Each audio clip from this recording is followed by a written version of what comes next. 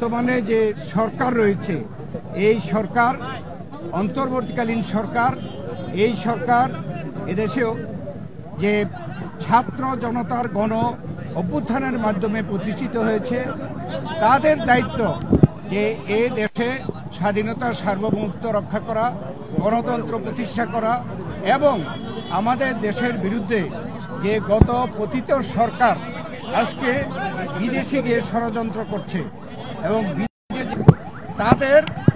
তাদেরকে যারা সহযোগিতা করছে, তাদের ষড়যন্ত্র সেইভাবেই এদেশের ছাত্র জনতা সকলে মিলে এই ষড়যন্ত্রকে আমরা সকলে মোকাবিলা করব, এই প্রত্যাশা আমরা সকলে ব্যক্ত করছি।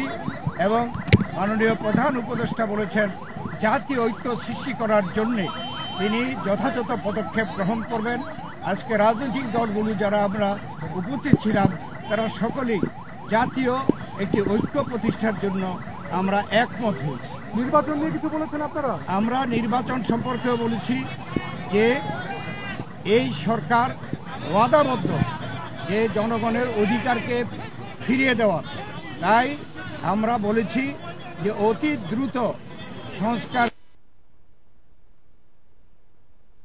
একটি রোডম্যাপ দেওয়া, যাতে করে জনগণ একটি রোডম্যাপ পেলে নির্বাচনমুখী হয়ে গেলে যে সকল ষড়যন্ত্র এখন আপনারা দেখতে পাচ্ছেন এইসব ষড়যন্ত্র আর কেউ করতে সাহস পাবে না। ধন্যবাদ।